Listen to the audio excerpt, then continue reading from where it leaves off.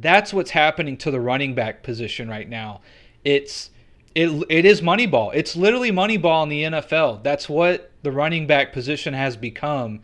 The running back position in the NFL has become the Moneyball Oakland Athletics of the NFL. Deep in the heart of Texas. We're in the business of winning. Don't bet against me. I don't bet anyway. Lose your life. I wanted to make a quick follow-up video to the running back video I made yesterday, saying essentially that the traditional running back is dead. And so, I made that video as a topic I wanted to kind of talk about for a while. And of course, the day we make that video, I kind of noticed that this topic is sort of blowing up. So again, this channel's right on cue, right on point with having our finger on the pulse of what's going on in the sports world. No big deal. But I saw this came out today. One of my friends sent this to me, essentially saying, running backs are getting together and kind of talking about what's going on. And there was a Zoom call essentially between all these sort of big name running backs in the league right now, talking exactly about what I talked about in my video yesterday. There's also a good video out by The Urinating Tree, and I also saw a little bit of an interview by Marshall Faulk and Rich Eisen talking about this thing, or this situation, right, that's going on.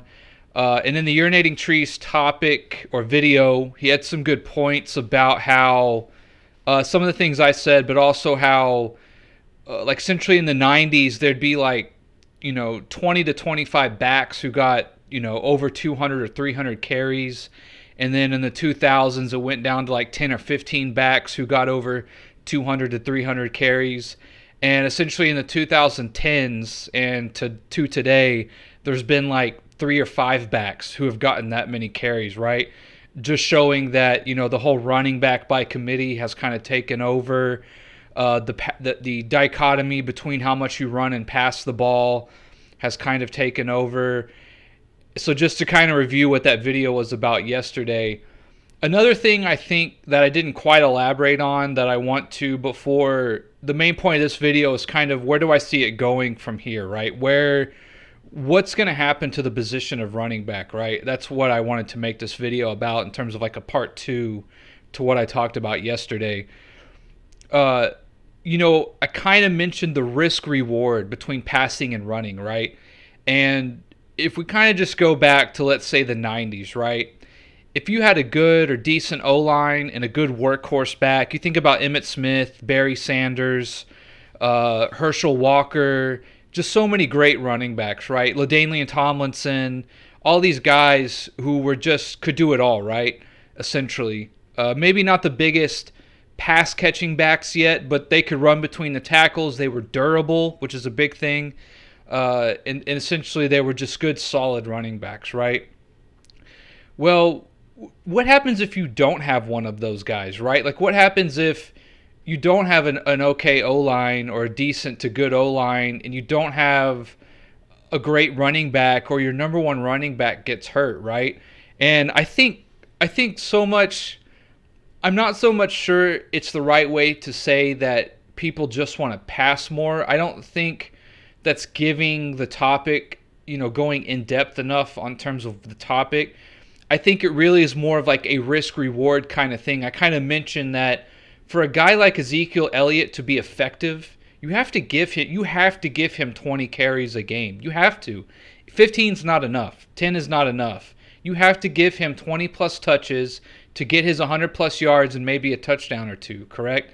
And there's a difference between maybe hoping that Zeke breaks a yard or a rush or two for 20 plus yards compared to, I kind of mentioned how just a couple passes can change the outcome of a game, right?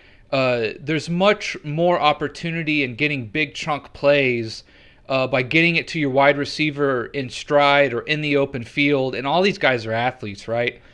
And getting him in the open field, with some space and seeing if he can make a guy miss or two guys miss and really bust it open, right? And so I think that's really what has happened is, what if we don't have the best run game? Well, we kind of have to throw, right? And the risk reward of if you can't give a guy 20 touches, right? And also the thing is, right, to couple a good running game, you need a good defense. They kind of go hand in hand because, yes, you can eat up the clock. Yes, you can drive down the field methodically, 10 plus plays, 60, 70, 80-yard drives by sort of handing the ball off and chewing up clock. But if your defense just gives up one or two big pass plays in the game, it essentially negates what your offensive run game has done in terms of that sort of scheme or offensive set, right? Where you're giving a guy 20 plus carries, you're eating up the clock, long drives, a lot of plays, which is good, right? I mean, that would be a good offensive scheme to have or strategy in terms of pull off, right? The other team can't score if they're not on the field. That's just the bottom line. But if you don't have a good defense and you just give up big plays on the other end, it's sort of all for nothing, and you're letting maybe teams who aren't that good defensively. But again, if you're a sort of 3 yards in a cloud of dust team, even a subpar defense can queue up on that, stack the box, and make you throw it, right? And so you kind of need a good run game coupled with a good defense to kind of pull that strategy off, right?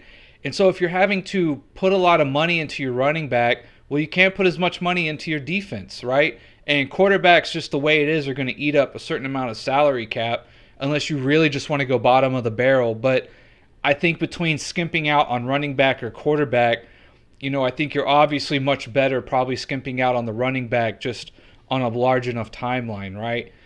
And so I think the best way to put is what has happened to the run game is just risk reward, right?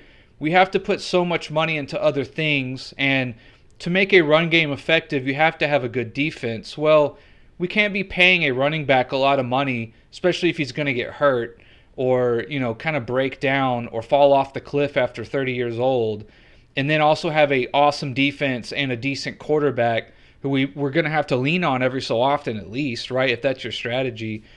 And so I just think that the better way of putting it, right, is just risk reward, right? Should we build, and by the way the passing game has gone a lot these days too is these short routes, these 5-yard button hooks, these bubble screens, hitting the running back out in the flat, right? Those are essentially like just long handoffs these days, right?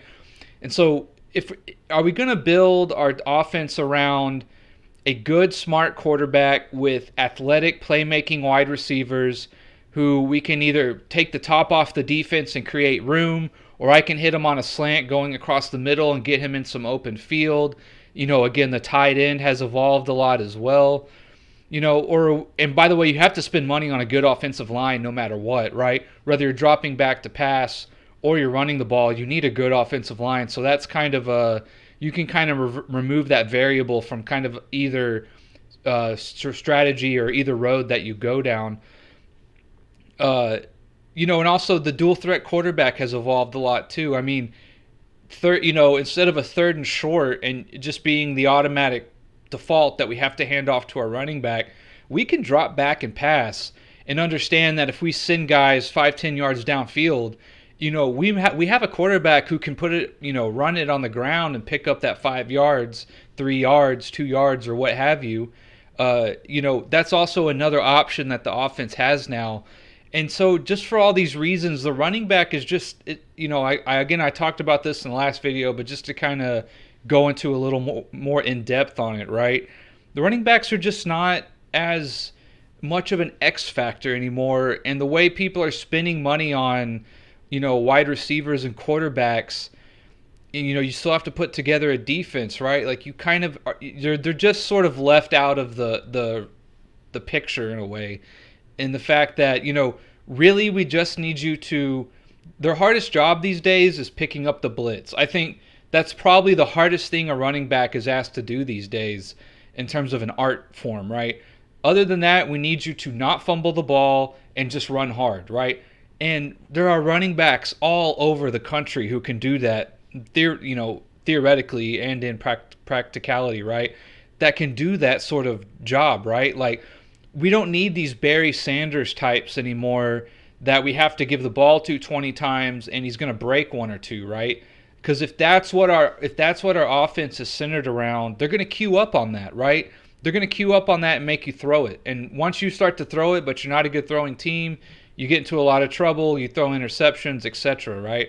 And if all the teams have to do is stack the box on you, I feel like that's a lot easier to do than if we build it around passing, right? And we spread out the defense. If we give even just the average running back less people in the box, the defenders are much more spread out. He can pick up 3-5 yards, right? If he's just a average running back, right? And I think that's just the way offenses kind of look at it these days. But I just wanted to go in depth a little bit more on that. Now, where do I think is going to happen and to the running back position, and like where does it go from here? I'm not really sure why these guys got on a Zoom call other than to maybe just sort of have a little bit of a hug box. I hate to put it that way, right? But, this is the NFL. It's a professional game, right? There are 20 guys chomping at the bit to take your position who are hungry, aren't making that much money, are just waiting for their chance to get in the league or even be, look at something like the XFL, the Canadian Football League, arena football. Like there's just so many athletes out there who, if you're not really asking that much from your running back, there's tons of guys who can come in for a fourth of the salary and do the things that they need their team is asking them to do, right? And so I don't know, I saw this and he kind of says down here, if you scroll down, like there's just really not much we can do right now. And that's just the way it is. Like if your defense is kind of if your position's kind of being phased out, it's being phased out. I mean, you look at the NBA, right? Like there really aren't any more Shaqs anymore. There really aren't any more Alonzo Mournings anymore, in a way, right? Not as many as there used to be, right? There used to be a Shaq and an Alonzo Mourning and a David Robinson, and then a lot of teams had like the second and third tier version of those guys. Those guys don't exist anymore, right? For the most part. There's a few like Rudy Gobert or something like that, but almost all big men can shoot a 15-foot jumper. All the big men can move, can run up and down the court, good transition. They can guard on the perimeter a little bit, at least more than what they used to. There's just not a lot of like bang it down low guys anymore. And that's just because the game has changed, right? And I think this is going to be where I'm going with this. I think this is going to be a bit of a revolution back and forth, right? And that is, who knows in the NBA 10, 20 years from now, the big man comes back because they go more to a half-court, control the tempo, kind of Spurs methodology, right? And they need a big guy to kind of do that, a good offensive big guy to do that. And, right now what has happened is teams will, what happened largely, right, to the big man is teams got to playing small ball. They bring your big man out on a pick and roll and leave him on an island. And you got guys now who can shoot from anywhere. It's just our sort of, I guess you could say the game has changed a little bit with guards and that shooting became much more of an emphasis, the three ball, things like that, right? And if your big man's out there on an island defensively and he's a liability, it's kind of hard to validate him being on the floor so much, right? And so if we're out here shooting threes, running up and down the court a lot, the pace is picked up, right? That position and what he did gets phased out. And it's because not every team had a Shaq. Not every team had a David Robinson, right? So we have to do something. We have to do something different in order to kind of counteract what you're good at and what we're not good at, right? And so I see that a lot going on in the NFL is, what if we don't have a bell cow back? What if we don't have a workhorse, right? What are we supposed to do? Let's air it out. Let's throw it 30, 40 times a game. Let's see if we can't get some of these other athletes in space and make plays, and we'll do our best to stack the box and stop their running back. And we're going to see if we can't take the top off the defense or make some, again, bubble screens, right? What is a bubble screen? Something more than just trying to get it as quickly as possible into the hands of an athletic, speedy, agile athlete and seeing if he can't make one or two guys miss and pick up 20-plus yards, right? And that's really all it is. Okay, I don't have an Emmitt Smith. I don't have a Barry Sanders, right? Okay, well, I do have this wide receiver over here though who runs a 4.340 and is essentially built like a running back out there with hands. Let me get it out to him as quick as possible in space, and that's going to be our handoff, right? And, 95% of quarterbacks can make that throw, right, for the most part. And that's just kind of, the game just kind of will go back and forth. And I think kind of maybe the big man comes back in the NBA. I don't know. But, maybe the running back, the big, bulky, strong, sort of run it down your throat running back, if he comes back, teams are going to be, we're going to have these good wide receivers and whatnot, and defenses are going to be much built around the playing the nickel and the dime and speedy, maybe a little smaller linebackers. Well, we're going to go get a Brandon Jacobs, right? And we're going to spread you out still, but we're still going to have a guy who can run it between the tackles, even if you're spread out in the nickel or the dime defense. And he just has to beat that one linebacker, right? Helmet on helmet in a way. And, maybe that's what happens, right? But right now, if you want to be a good running back, I think you have got to be like an Austin Eckler, a Tony Pollard. You've got to be able to catch the ball out of the backfield. Good hands, speedy, shifty. And I think you're going to have to look to make as many plays catching the ball as you do running the ball, right? And I think running back by committee is very obvious, right? I'm not exposing any sort of new formula there. But I think guys are going to have the switchblade Tony Pollard and Austin Eckler, and they're also going to get a big bruiser like they've been doing that. Thunder and Lightning with Ron Dane and Tiki Barber, right? They're going to get guys who can pick up the 1 to 2 hard yards, and then if they get it, they're out. Let's put the quick, speedy guy back in, right? And he's going to be catching balls out of the backfield over 50% of the time, right? And when it comes to goal line situations and I mentioned bringing in the sort of bigger running back, the quarterback can do that a lot now too, right? So I don't know how long this is going to go, but this is the way it's going to go for a while. And I think if you're a running back, I think the evolution is to become as much of a receiver as you are a running back, essentially, right? You're going to need to be more of an athlete than a runner, if that makes sense. That's just kind of largely where I see this going. And in terms of these guys getting on a Zoom call and talking about what they can do, I mean, I don't think running backs as a whole, as a position, are going to be able to go on strike or hold out or anything. And in that interview with Marshall Faulk and Rich Eisen, he kind of said, like, well, what if Saquon Barkley sits out the first game just to send a message, right? The argument is not that running backs aren't as good anymore, right? Saquon Barkley, in terms of, physical attributes, stacks up with the best of them, right? It's really not about running backs not being as good. It's just that the guy who comes in after Saquon Barkley is getting a fourth, a fifth, a sixth of the salary, and the production might drop off 20% or something like that, right? Or as a total, we can find 2, 3, 4 guys who maybe can do 80% of what Saquon Barkley produces, and like in terms of being able to put that money somewhere else, right? That's the issue, right? It's that it's not so much that if Saquon Barkley were to sit out, we wouldn't be able to tell that he's missing, because obviously the Giants would suffer, right? It's that the Giants are thinking to themselves, we could go get a cheaper running back and then we could fill that position on defense that we need so bad. Or we could go get another wide receiver that we need so bad, or whatever, right? Whatever their needs sort of are. I'm not a big Giants fan, but they were just using Saquon Barkley as an example, right? It's not about the fact that running backs are not as good anymore. They're still the same great athletes, great players, and all of that, right? That's not really the point, is that, well, if we sat out, you'd see that you'd miss us. Like, yeah, that's not really the point. The point is, in terms of paying you, right? And one interesting fact Urinating Tree brought up was that in the last 20, 30 years, in this time of the salary cap just exploding, right? Running backs' money in terms of the average running back has gone down. They're the only position that it's gone down, right? And that's just the way the game has gone, the way it's changed. But The point is not that if you sat out, we wouldn't be able to tell. We would.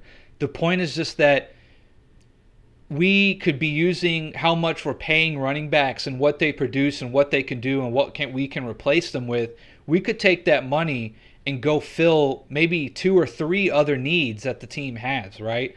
That's the point, right? So, yes, the Giants have invested a lot in Saquon. Yes, the Vikings invested a lot in Dalvin Cook, correct? That's not really the argument as if they're necessarily worth the money or if they're as good or, if they contribute or if they're the best running backs in the league. That's not really the argument. The argument is that we have to cut or release Dalvin Cook because we have 2 or 3 other running backs who, yeah, maybe they're not as good as Dalvin Cook, but maybe they're 75% as good in terms of being able to, as a total, produce what Dalvin Cook did, and then we can take that $10 million and we can go fill a hole somewhere or two, right? It's sort of like the Moneyball. Moneyball's a great example, right? We lost Jason Giambi. He bats 310 or I can't remember the exact, right? But he bats 300. He got on base 150 times. He walked this amount. And so what do? They say, well, we take his money and essentially we're looking for 2 or 3 guys who can produce what Giambi produced, right? And we're saving money and we're just being smarter with how we're building a roster, right? That's what's happening to the running back position right now. It is Moneyball. It's literally Moneyball in the NFL. That's what the running back position has become. The running back position in the NFL has become the Moneyball Oakland Athletics of the NFL. I mean, I just thought of that on the fly, but no big deal. But that's such a great analogy, is that's what it has become. The running back position has become the Moneyball movie, the Oakland Athletics of the NFL. That's what it's become, right? Billy, we got 38 home runs and 120 RBIs. Guys, you're still trying to replace Giambi.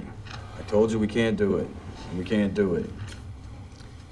Now, what we might be able to do is recreate him.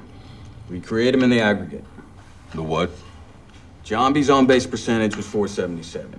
Damon's on base, .324. And Almeida's was .291. Add that up and you get... Do you want me to speak? We're not pointing you yet. 1092. Divided by 3. 364. That's what we're looking for. 3 ball players whose average OBP is... 364. Okay, here's who we want. Number 1, Jason's little brother, Jeremy. Well, his on-base percentage is all we're looking at now. And Jeremy gets on base an awful lot for a guy who only costs $285,000. Jeez, Billy. Number 2, David Justice. Oh, no. Why do you like him? Because he gets on base. What is this? What are we doing? Okay, number 3, Scott Hatterberg. Who? Hatterberg. Exactly. Sounds like an Oakland A already. I know Boston wants to cut him and no one wants to pick him up. That's good for us. He's cheap. He can't throw and he can't field. But what can he do? Oh, boy. Guys, check your reports or I'm gonna point at Pete. He gets on base. He can get on base. So he walks a lot. He gets on base a lot. Rocco, do I care if it's a walk or a hit? Pete? You do not. I do not. We can remove a Saquon Barkley, take his salary. We have 2 or 3 other hungry, young, still very athletic running backs who we can do a multitude of things with, right? All 3 of them can combine into one Saquon for half the money, and then we can go put that money somewhere else and fill a need that's much more of a weakness or something of that nature, right? That's exactly what's happening to the running back position right now. So where this goes, running backs are going to start becoming much more like Pollard and Eckler, smaller, shiftier guys, catching balls out of the backfield. Just don't fumble, pick up the blitz, catch the pass, right? Run hard, which is what running backs do all the time anyways. And, if one of the sad things about, I do side with the running backs on this, is that when they have a great year in almost any industry, right, you get paid, right? if you do really good at your job, you get a raise or you get a promotion or both. If a quarterback, his after his rookie deal or whatever, and he goes off for the next 2-3 years and he plays really well, he's going to get paid big. Wide receiver, goes off, he's going to get paid, et cetera, right? Running back's the only one where, you had an amazing year, but like I said, there's lots of guys who can do what you can do in terms of a skill set. They may not be quite as good, but they're half the money and we still get 80% of the production, right? And so that's really the unfortunate thing here is, it's just the way the game has changed, right? It'd be almost like if big men in the NBA got together and were like, how do we make the NBA pay us more because we lead the league in blocks and points in the paint, right, and rebounds. Well, that's just not how it works, right? It's just not, you're paid what the market demands, and unfortunately for running backs, the market's just been in a negative trend, a downward trend for the last 10 to 20 years. So that's my video, though. I just think, I guess if you're a running back, I'm not a scout or a football professional or anything, but if you're a running back, I'd work on your pass catching ability. I'd work on your open field agility and things like that. But, in terms of being a bruising running back between the tackles, like, those guys just aren't going to be in high demand, right? If you're one of those guys, you're going to be a situational running back. Like, we need a goal line running back. We need a 3rd and short running back. But then that's it. That's all you're really good for, theoretically, right? And then comes in Tony Pollard, who's going to be our 1st and 2nd down back, who's not like traditional running backs. He's going to be a guy who can catch the ball out of the backfield, make some plays in the open space. And that's going to be largely where the running back position goes to. Running back by committee is not going to stop. I don't really see them getting paid more. You think about sevens too, right? Like, people for the last 20 years, right? There was I forget where I read it or heard it, but it talks about how, like, when I was growing up, it was kind of the last era of play as many sports as you can, right? Because, it's just good to experience it. You pick up different skill sets and things like that. And I really think, like, perhaps the millennial generation, sports-wise, right, is the last sort of generation to see that, to be like, hey, play as many sports as you can, try out for all the stuff that you can. Even if you ride the bench playing football, but you're good enough for the team, but you start on basketball, go ahead and do both. I think those days are over, right? Sports has become so specific and it's become a year-round thing. I was just thinking of sevens, how there's no running back in sevens. I mean, there is technically, I guess, but that skill set, right, what they're practicing, what they're doing is largely quarterback to wide receiver skill sets, right? And so that's what running backs are going to have to become and do. I think they're going to have to become more like wide receivers, and that's just where it's going, right? So that's largely my video. I guess I'm going to title it, NFL running backs are the MONEYBALL of the NFL or something like that. But, yeah, that's my video. And as always, I'll see you guys on the next one.